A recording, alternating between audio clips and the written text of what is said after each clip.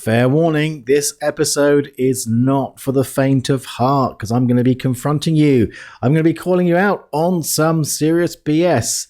Now, we all do it. It's a massive roadblock. And I'm calling you out with a lot of love because, when you face this, the magic doors open and shit gets done. You ready? Hit it, Kim. Welcome to the Be a Brilliant Human podcast. You're in the right place if you're a growth-seeking being who acknowledges the challenges and delights of your humanity on the path to an ever more conscious life. If you want to feel inspired to love and accept yourself, to feel free to be and express you in all your brilliance, if you want to truly value yourself and others and feel energized and alive both at home and in the world, then sit back and take a breath as you explore and grow the brilliance of your beautiful human self with your host, the father of non-personal awareness and creator of the NPA process, Joel Young.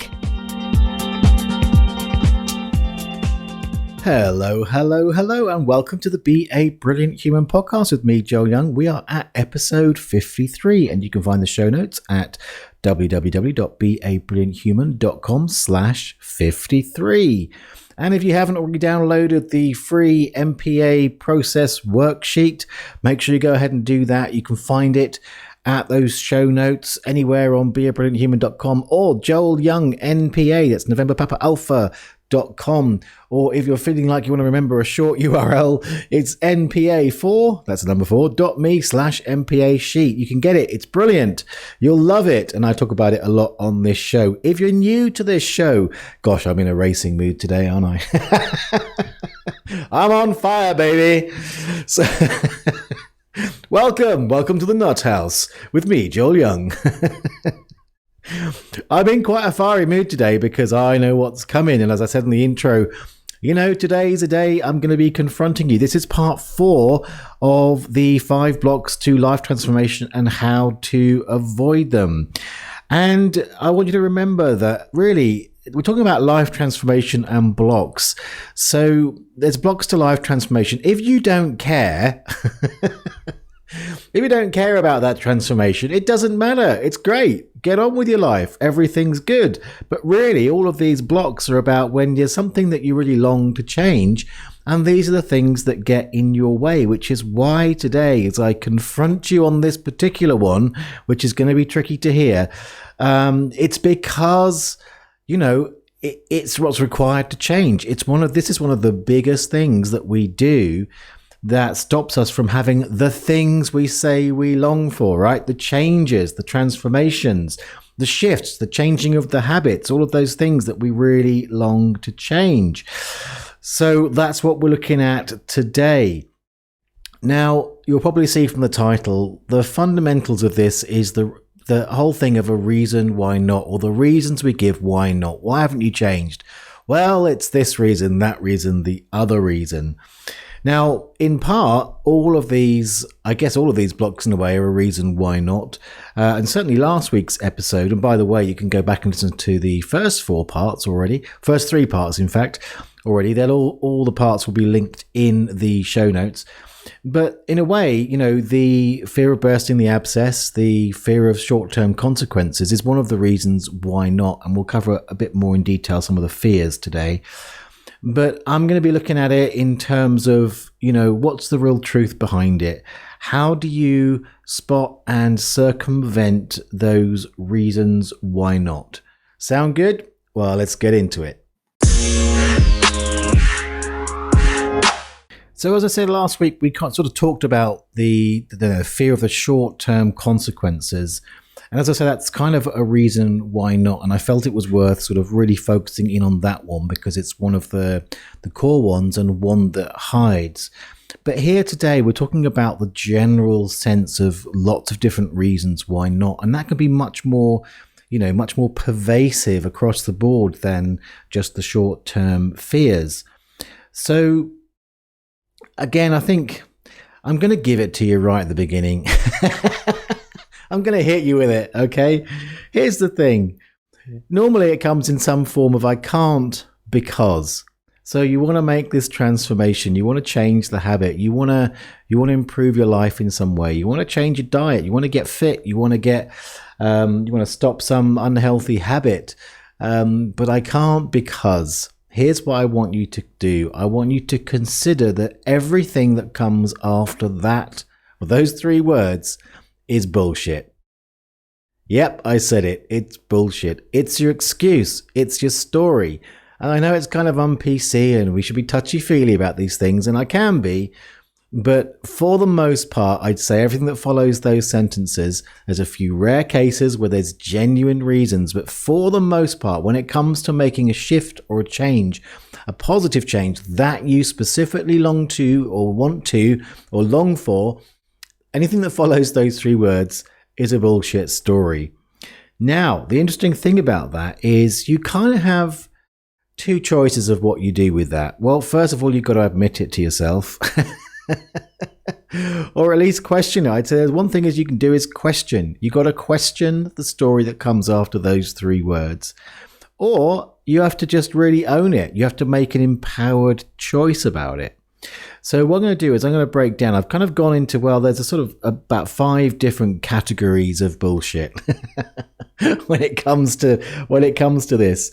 So I'm going to go through them and talk about it in terms of, good ways to question that particular flavor of it, and then how you might make an empowered choice. Now, on the topic of making an empowered choice, I got to say that you have to use that with extreme caution, because a lot of the bullshit that we tell ourselves in this arena is that it is an empowered choice, when really it's a cover-up, it's a story, it's really sponsoring or being sponsored by the parts of you that do not want to change at this time.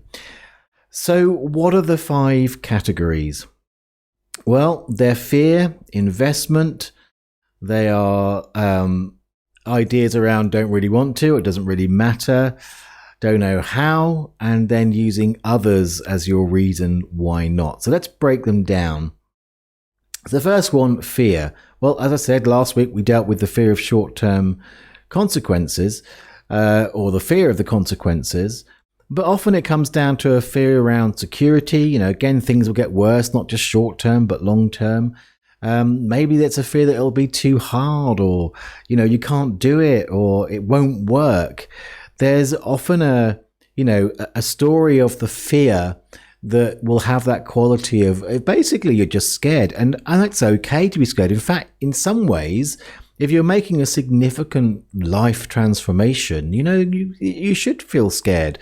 But the difference is, if you let that fear stop you from moving forward, then that's very different from, the classic, that old chestnut of a book, feel the fear and do it anyway. There's tremendous truth to that.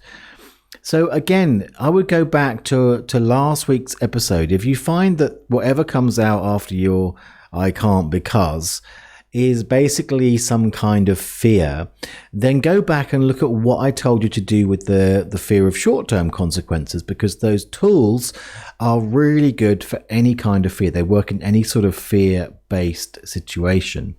And those approaches really are the questioning, questioning the bullshit with what I suggested in last week's episode. But how do you make an empowered choice when it comes to fear? Again, it's about owning it, really. It's about really saying, basically, it's an admission. I'm a great believer in radical confession. So rather than saying, oh, this, that, or the other, and expressing the fears, come back to the core truth of it. I'm just too scared right now. I'm too afraid. Because there's kind of a magic in that. It's more real, because often the thing that comes after just the fear is the story that is built around the fear. But the simple truth is you're just scared. And there's a magic that happens when you just admit that to yourself or to others. I'm too scared right now. It meets you where you are. And if you listen to any of these episodes, then that's one of the core topics, the core foundations of any moving forward in your brilliance is to meet yourself where you are. So by simply saying, I'm just too terrified to do it. I really want to change this habit. but I'm too scared to right now. At least it's real. At least it's honest. You're not bullshitting yourself that it's because of some potential future thing, or at least you're not putting an extra layer of story around it. You're just admitting the feeling that it's happening in you right now. So what's the second one? Well, the second one normally comes in some form of, in terms of investment. I can't afford the investment, and that could be money or it could be time. I don't have the time right now. I'd love to, change this habit. I'd love to, to shift this gnawing, nagging, painful suffering, but I just haven't got time right now. Or I can see that there's really great help available, but I just can't afford it right now. I don't have the money for it. Well, I'm going to get you to question that. Really? What's the truth of this? What's really going on here? Most of the time, it's not really about the time or the money, or at least not in terms of limited resources. It's really about priority. Is it a priority enough that you would reorganize your time so that you can make it a priority and find the time? Carve it out. Set down some boundaries so that you don't have to fill your time. If you stopped plinking on Facebook, if you watched 3 less movies or 6 less episodes a week, or even 1 less episode a week on Netflix, you could create more time. And even money, it's like, is it a priority? There are obviously programs and things that are way out of the potential. But I found in my time when I've sold some premium products that there are people that will move mountains to make it a possibility. And there's those that won't. So it's not really about the money. It's about, is it really a priority? In which case you're motivated to do what it takes to find the resources, be it time, money, or whatever else it is, the energy. Maybe the energy is also an investment or a resource, in order that you can facilitate the shift happening. But again, we get stuck in our bullshit story, I can't because, and we believe it. I mean, in general, I haven't mentioned this so far, but if you go back to the previous episode I did with James Lavers on confirmation bias, you'll really get how much, once we tell ourselves a story and we believe it, we start to prove ourselves right. What the thinker thinks, the prover proves. I haven't got the time. Well, let's go and gather some evidence that proves me right.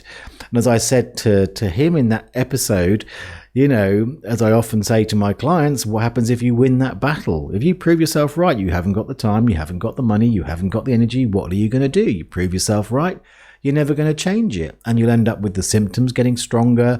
You'll end up with the frustration. You'll end up being annoyed at yourself because you really want to, but you're believing your own bullshit, right? This is why I'm confronting you today.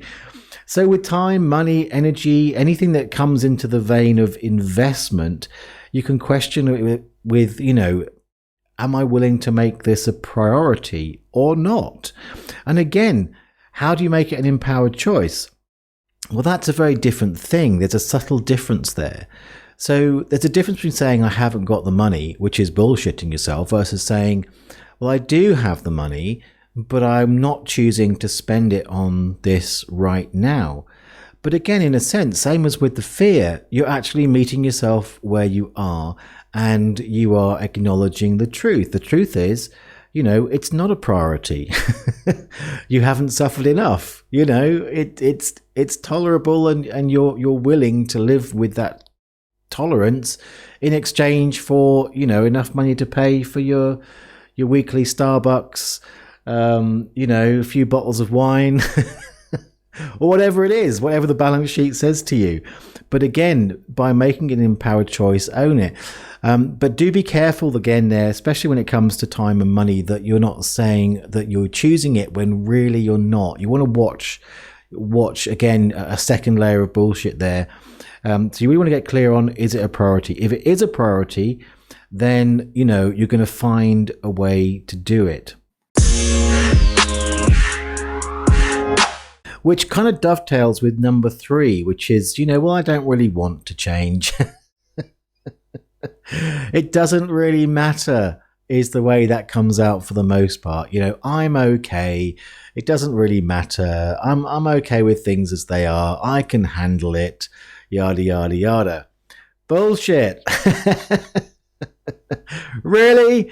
Why are you looking up online how to change this habit? Why are you looking up online, how do I deal with this physical symptom? If you're looking those things up, if you're focusing on it, then to tell yourself that it doesn't really matter is really to sell yourself an absolute lie, because it does. And if it does matter, then you're going to make it a priority, right? But when you buy that one, it's not about the money, it's not about the time, it's just that I don't, it's okay. That's the slightly different flavor there. But it does come down to getting clear on calling yourself on your own bullshit and realizing that if you are seeking out the solutions to it, then it does matter to you. Then it's a question of how much. And again, if you go back to what I talked about in the last episode again, which had some really great tools in it, I talked about doing kind of a cost-benefit analysis. This is an area where it's a really good tool to look at, what is the cost of me telling myself it doesn't matter, or staying in this same old painful situation. What does that cost me, and what would it give me if I was to actually realize it does matter and get out of my own way, drop the reasons why not, and actually do something about it. And again, making an empowered choice about it, again, it's a matter of discernment. If you discover, and this may come from the money, the time, the investment thing, that actually it doesn't matter to you, then you need to get real with that. What that might mean, if it doesn't matter, is that you find a different way of perceiving it.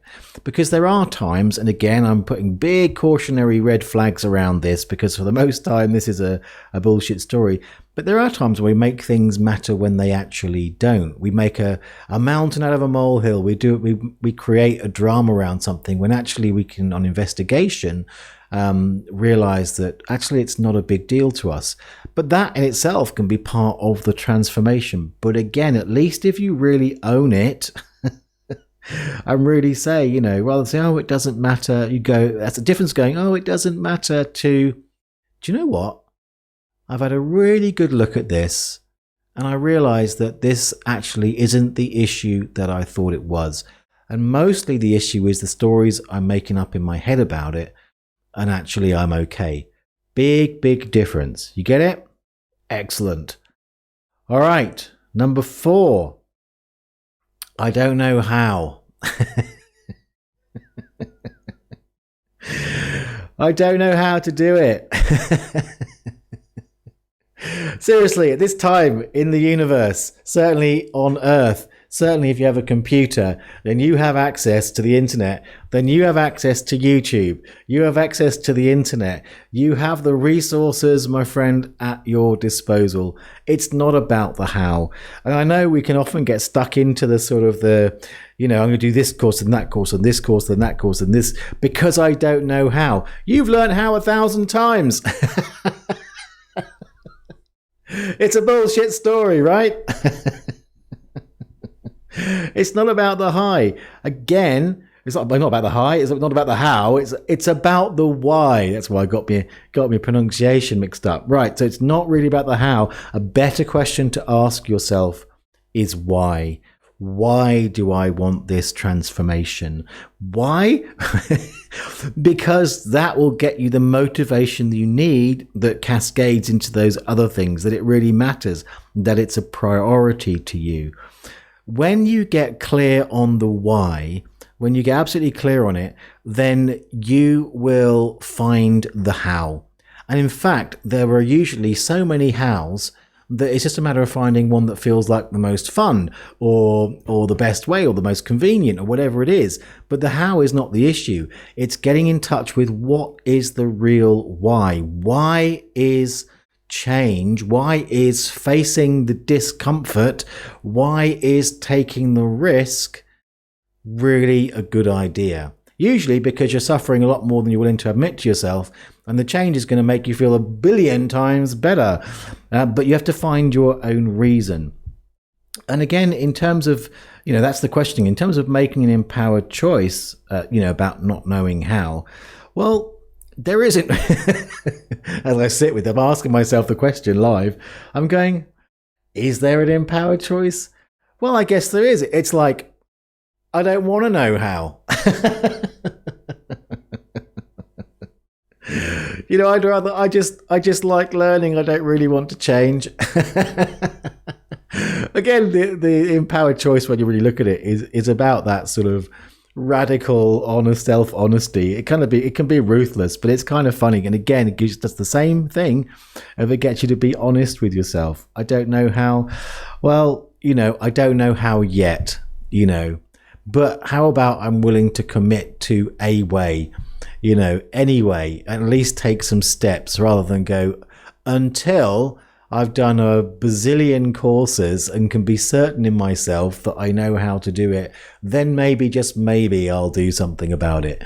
Again, there's a subtle difference in the energy of those two things.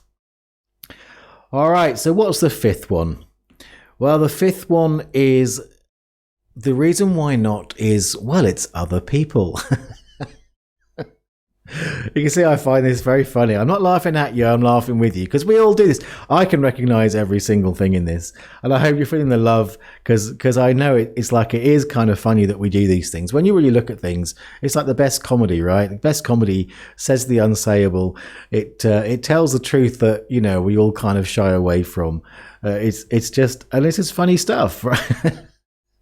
So I can't because of the kids. I can't because of other people. What are the other people excuses that you have? And let's look at it. It's like, well, I can't do it because it might upset my husband or my wife or my kids or my mum or my dad or my boss or whoever. Somehow it's going to be worse for them if I massively improve my life and become a better person. Well, first of all, have you actually asked them, honey, I've got this thing I want to do. It's going to be quite intense, and I don't know if it'll be, I don't know what's going to happen out of it, but I know that I'm suffering from this particular situation, and I really want to change it. How's that for you? And then, honey turns around and says, well, how dare you? How dare you want to improve your life? That'll suck for me. You mean you want to get rid of that pain? No, that's going to be worse for me.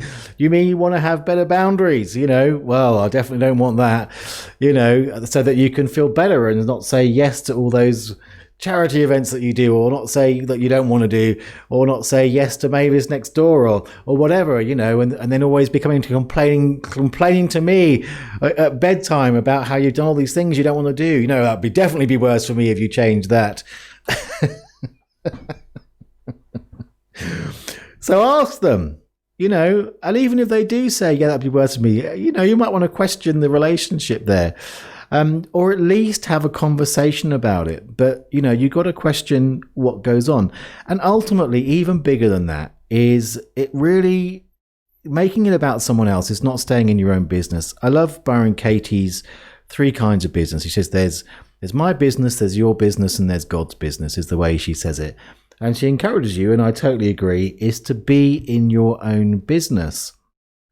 When it comes to this is your life, this is your transformation, and it's you ultimately that is suffering from whatever the thing is that you want to change. Or even if it's not using suffering a lot, even if it's something that you want to improve, get better at, there'll be some kind of frustration that you want to grow into something in a greater way, or have more sense of success or more sense of achievement in that area. So, but this is your life. This is your time. You get to be the chooser of what you do with that. And ultimately, I think anyone around you, if they have trouble with it, what if that's okay? Again, back to last week's episode, comfort with the discomfort is your answer here. And, and also understanding that, we're not responsible for other people's responses. I'm not talking about being an arse here. I'm not talking about, being deliberately horrible, but ultimately, I personally believe that the entire planet would be better off. We as a species would be much more brilliant humans if we all got clear and followed what was the highest and best, the truest path for us individually, because we're all pieces of a bigger jigsaw puzzle. And when everyone's bent out of shape trying to please each other, those jigsaw pieces don't fit together. So better to come into your right shape, which will help others around you come into their right shape. And now somehow everyone feels freer, more empowered, happier. And it doesn't have to destroy all those, carefully, rigidly designed constraints that are trying to shoehorn everybody into a place that feels uncomfortable for everybody. So be really cautious about using others as an excuse or a reason why not. Again, if you question the story, usually there'll be another layer on that, which goes back to fear or time or money or I don't really want to, or those kind of things. But ultimately, anywhere where you're using someone else as an excuse or a reason why not for not making that transformation, it's really worth questioning it. And my first port of call would be to actually ask them, because we make this shit up in our heads big time about what other people, the impact on other people, and we even feel noble about it. I'm so noble denying myself from doing this thing because, it might upset them, when actually they may be longing for you to make that shift.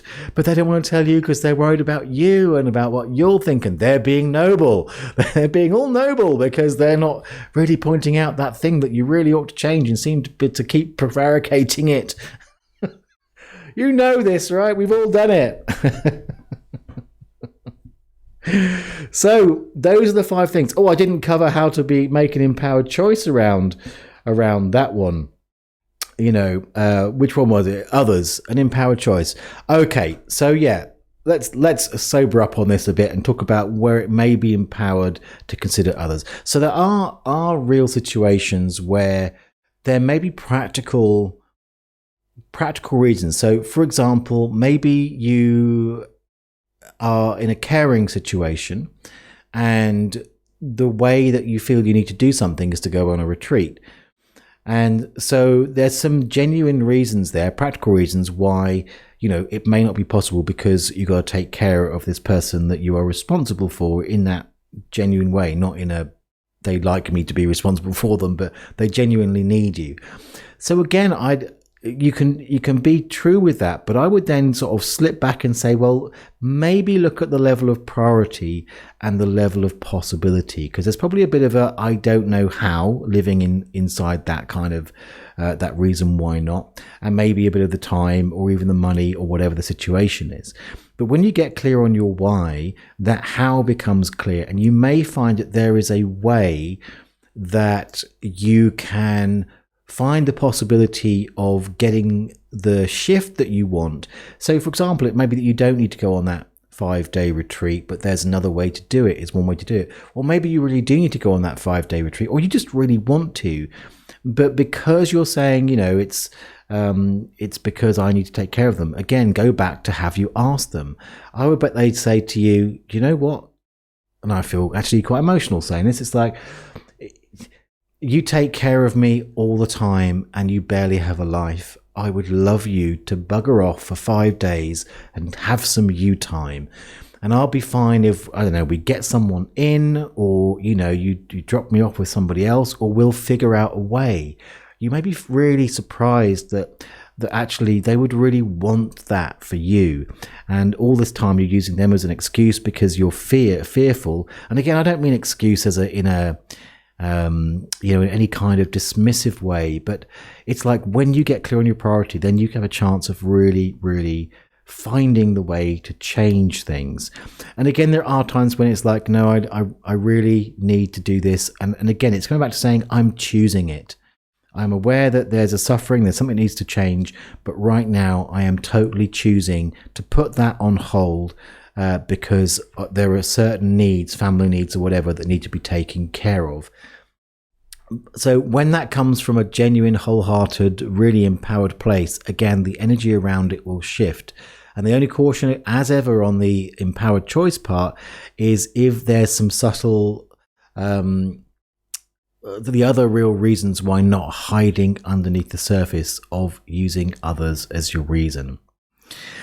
All right, so I want to sort of finish up with a little bit about a non-personal perspective on all of this.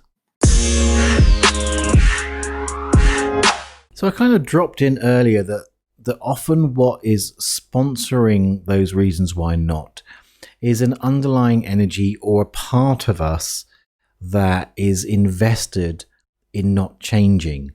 And this comes down to identity. Now, NPA and the NPA process works directly with identity. So identity is really, who you are.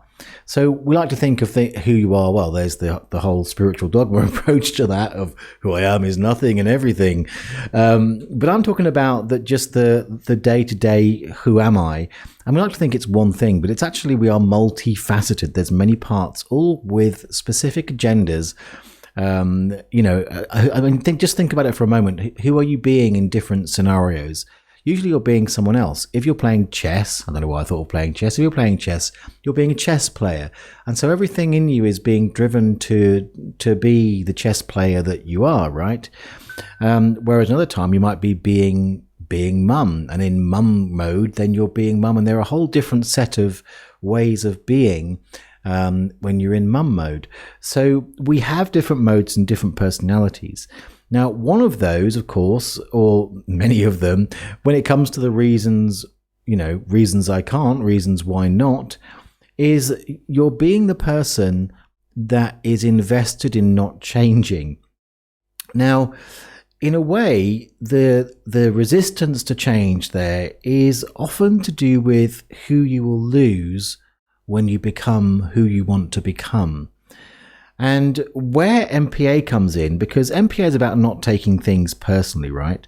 So when you do an NPA process, you're actually working to help you realize that those sort of many personalities, there's many aspects of self, that the way that you're being is not fundamentally you. It actually loosens up so you can be more fluid in your identities.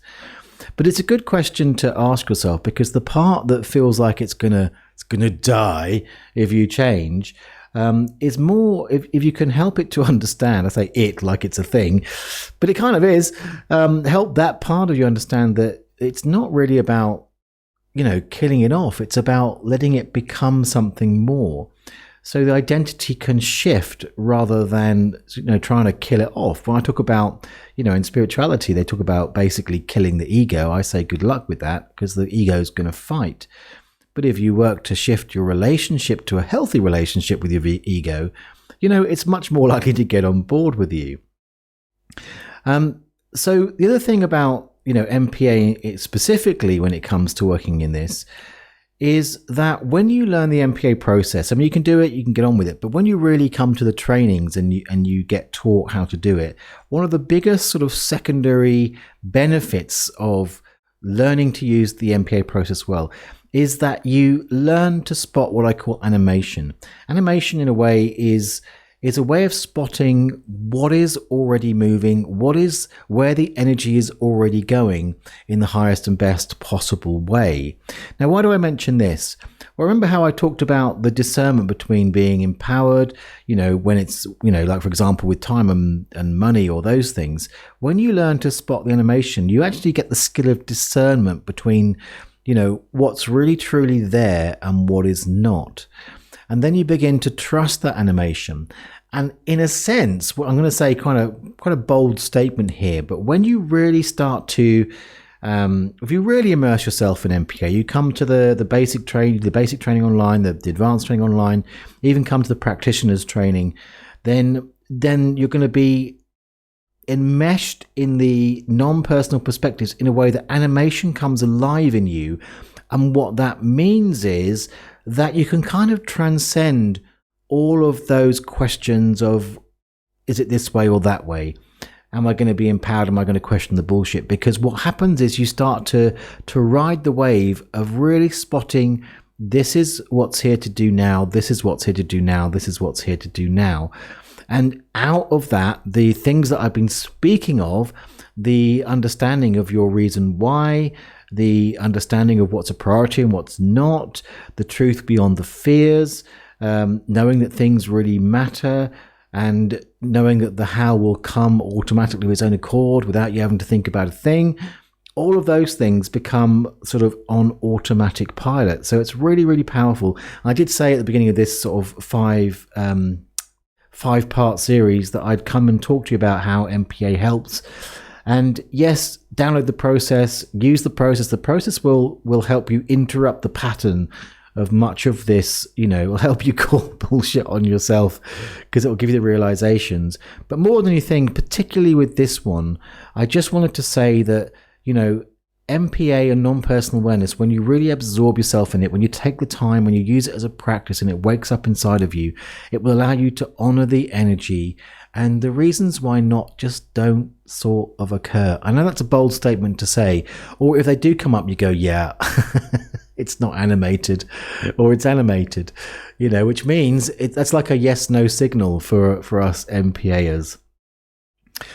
All right then. Well, that's it. Gosh, I was on fire today.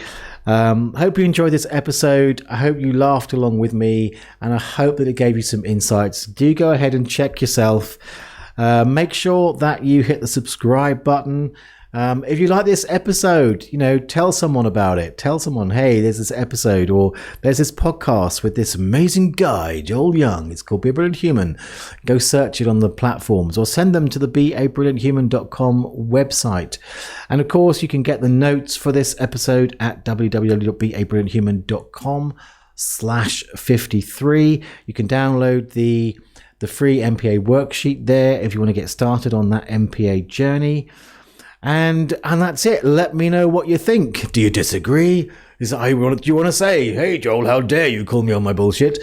Or do you want to go, oh my God, it's so true? Or whatever. What's come up for you, you can let me know in the usual ways on social media at Joel Young MPA on Facebook and Twitter and Instagram. YouTube, it's youtube.com/Joel Young. And on Facebook, it's also at Joel Young MPA, but they don't really do that for my personal profile. But come and visit me on the business pages.